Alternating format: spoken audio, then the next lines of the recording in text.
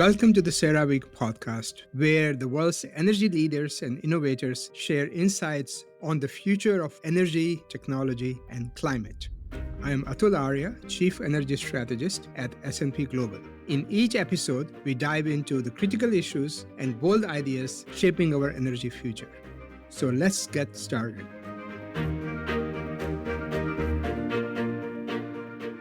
Welcome back to CERAWeek podcast.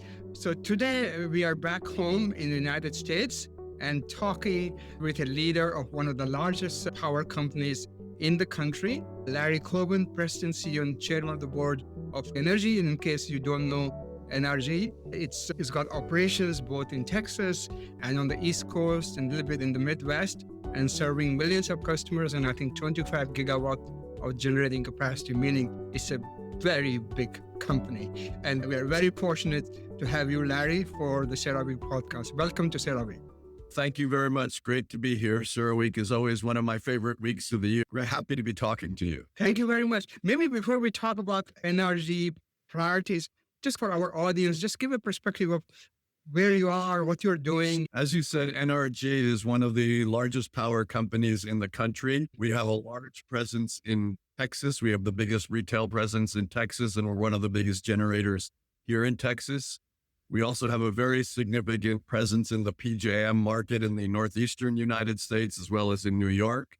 A total of, as you mentioned, 25 gigawatts of capacity. We also are the largest retail to home provider in the state of Texas, and we also have 3 million more customers retail in the Northeast. We have the second largest security and smart home business in the country called Vivint. What we're really looking to do is be the soup to nuts energy solution provider for anything from households to data centers, providing you the most affordable and resilient solutions for your needs wherever you may be. You're in the hotbed of the data center alley here on the East Coast as well as in Texas. But before we go there, what are your kind of key strategic priorities today for NRG? I think it really comes back to doing everything we can to serve our customers for affordable and resilient solutions. I think everyone is concerned about making sure that they have enough power and that it's affordable going forward. So that includes having the ability to provide capacity to data centers. For example, in that regard, we have the ability, we have turbine slots, we have EPCs lined up. We have an agreement with GE Vernova and Kiewit to do another almost 6 gigawatts of additional capacity, which would be dedicated to data centers. We also want to make sure that our residential customers have the ability to manage their homes exceptionally well. So we have a residential virtual power plant business, which we're growing rapidly by working with you to adjust energy use in your home, as well as with the acquisition of C-Power. We now have a leading demand response business in the commercial and industrial space as well. But what it all ties to is providing people the power they need at the time they need it at a price they can afford. It doesn't matter whether we're talking about a household in Texas or one of the 4 or 5 big hyperscalers. The strategy is the same. Obviously, the implementation is different. Of course, yeah. And I like the formulation of soup to nuts. So let's get into some of these details. You already touched on the data center. So tell us what's been going on, the demand growth.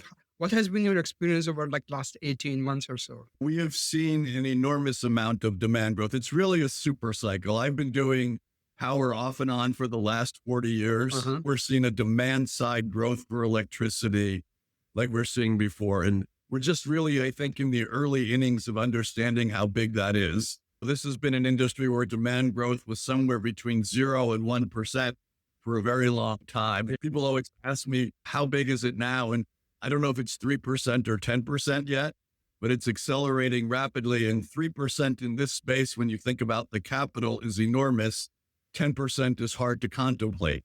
I know that doesn't sound like much to people in Silicon Valley, but those are huge growth rates, as you know, in the energy space. Yeah, and I remind people going from 0.5% to 3% annual growth, that's a 6 times growth. It's not a small number, but a big multiplier, isn't it? Exactly. We have been working very hard and very rapidly to put ourselves in position to satisfy that growth for our customers. And I think we saw it coming. We were early in doing that. That's why we tied up turbines and EPC people, because we knew at the end of the day that for data centers, people were going to need to really bring their own power. That was the only affordable, resilient solution. And I think now everyone else is coming to that conclusion as well. I think half the big AI companies have already said they're going to somehow cover the cost of additional power. Well, really, the only way to do that is build your own power plant. You mentioned both hyperscalers and the turbine providers like GE or Nova. How is this changing the business model? Are you seeing sort of new types of business than you had said even 5 years back? I think we started building our first new power plant since probably 2009 last year. Wow. So for a long time, everybody had plenty of capacity. It was a commodity. It was a nice business to be in, but there wasn't a particular amount of demand growth. So the first thing that you need to be able to do, and our teams have done a superb job both keeping our team together and now operating, is being able to develop and construct new facilities. The second thing that's changed about the business is that you're spending a lot more money on maintenance, but your plants are running more hours during the year. The generation side, we're seeing that. On the residential side, we're seeing people looking for other ways, rather than making expensive capital investments in things like solar panels, looking for ways to save money, but still contribute environmentally or otherwise. And our residential virtual power plant is really doing that. We're really the only ones who have a residential virtual power plant at scale. So I think that's another thing that's changed, is the integration of a smart home and energy together. We've created a series of new, what we call smart energy bundles for the residential consumer. Third thing that we're seeing, and because we have a very large gas trading business and gas desks, gas procurement business, is people now want to lock in their power prices for longer. And we have the ability to do that for them in ways that others don't. So those are the three biggest changes that I would see. They all really tie to needing capacity, affordability, and reliability/resilience. It's pretty interesting. And I should emphasize for our audience that from 2009, it's really last year, such a big, long gap of building something new, isn't it? Is that pretty normal for other companies or your peer group as well? I think it's pretty normal. There've been occasional plants built, but not a lot of capacity.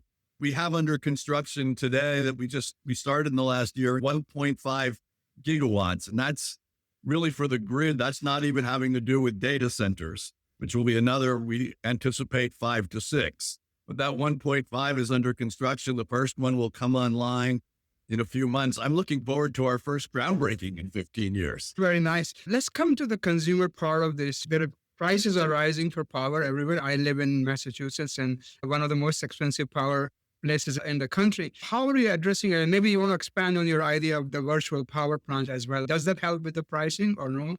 It absolutely does, because what you will find that if you are part of this program, you will save hundreds of dollars a year, because you will be using less energy and actually be paid for using less energy under certain situations when there's peak demand.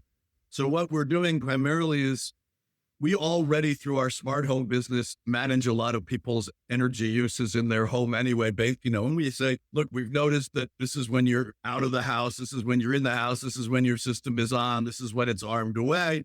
You could make these kind of savings on energy. And what we've done is take that kind of program that we had, which over half our smart home customers opt into, and expanded it to our larger customer base to say, look, you could all be a part of this.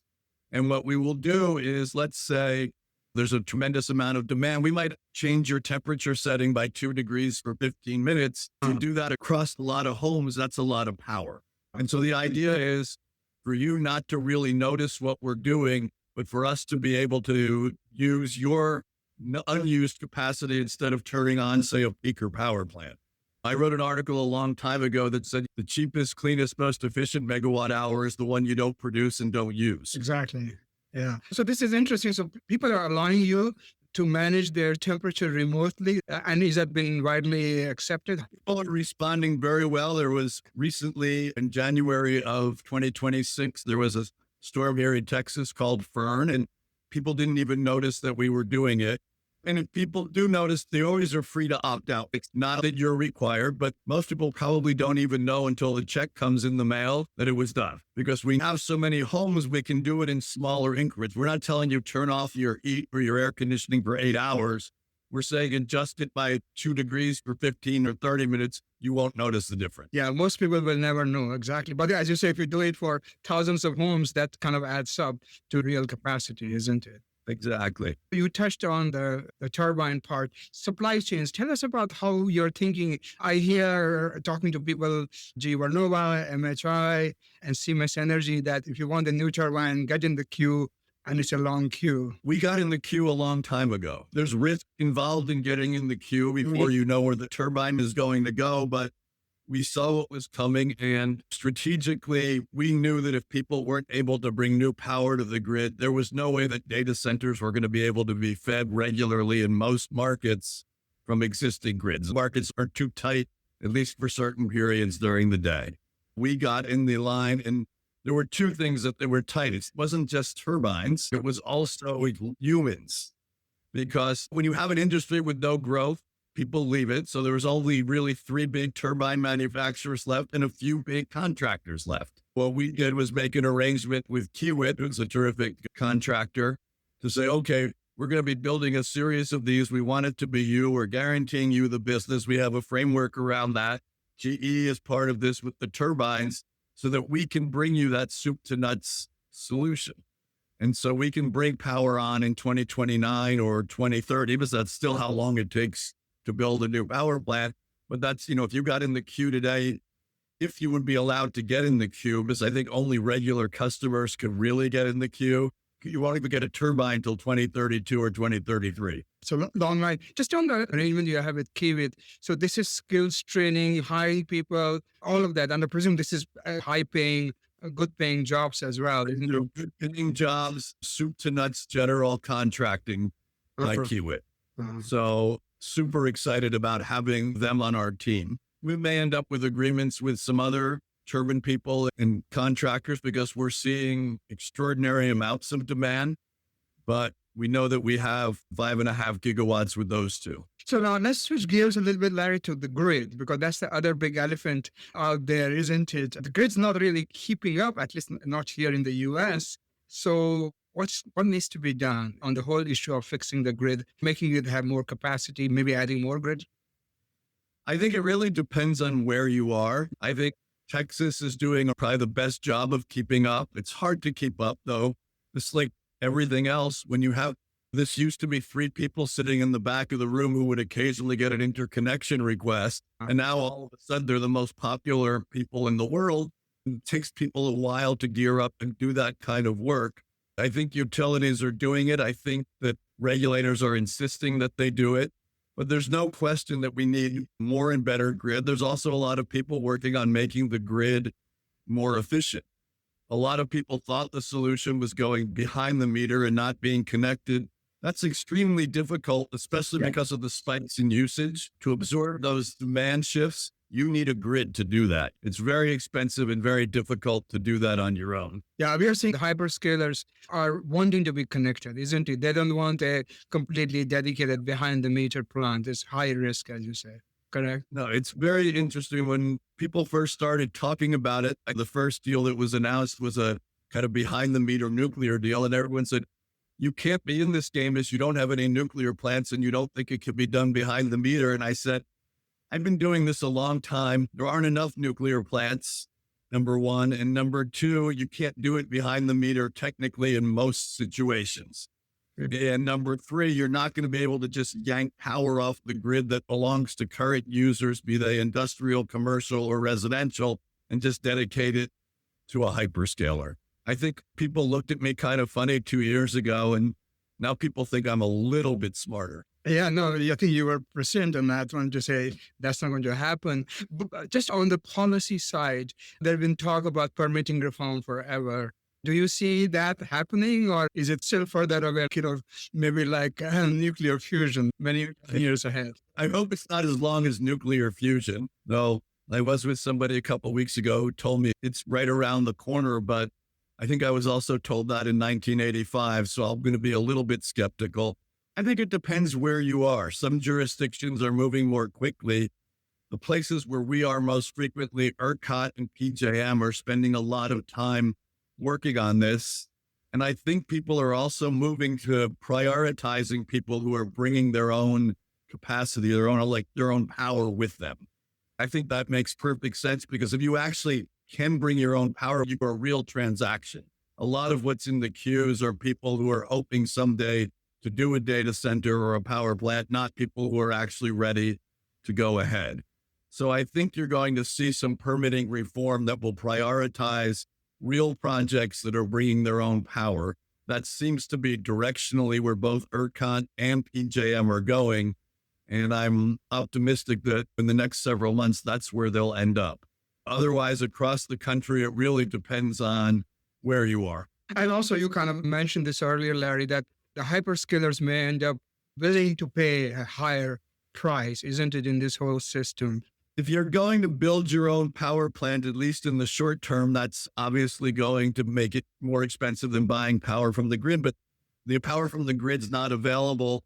And power cost, and even both of building and of operating a data center, it's actually a small part of the entire process. Yeah. If it costs you $2 billion to build a power plant, it's probably cost you 20 to build your data center.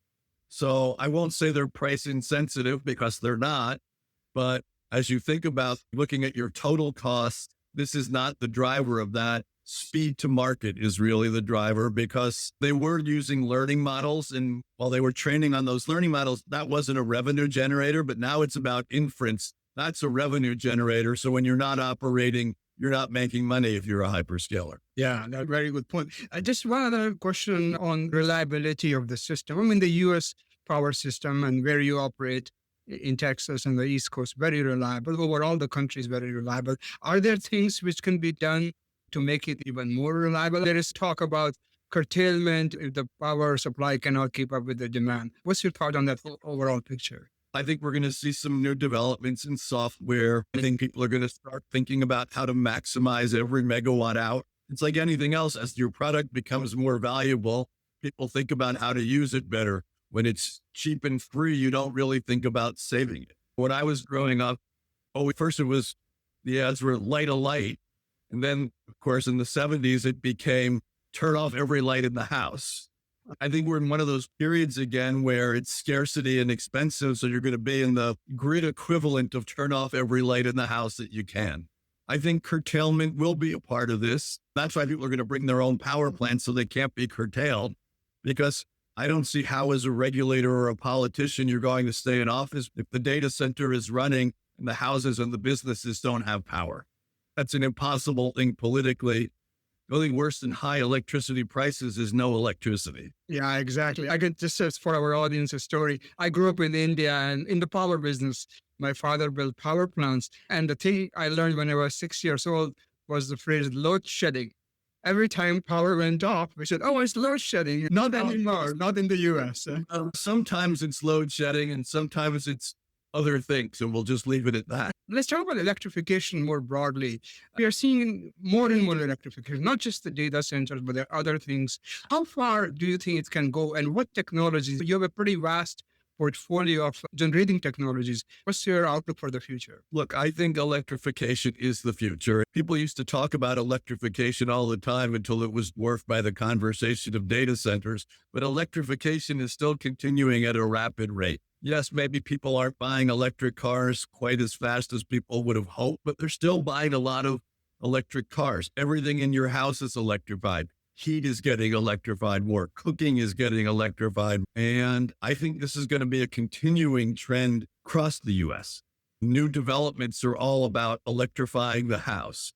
People want to be able to do everything with their smartphone. That means you have to have it all electrified. We see this within our Vivint business, where on one app, you can run your electric car battery, your electric door locks, your electric HVAC system, your electric water heater, your electric security system, all of these things. And so people are going to be looking to do more electrification and then get more interested in how to manage that optimally. So I think electrification is real. It's just been taken off the front pages by data centers because the house is small. So people think it's not big, but cumulatively it is, as we talked about before with the potential BPP scale. It's just the data center seems so large. That's what people want to talk about.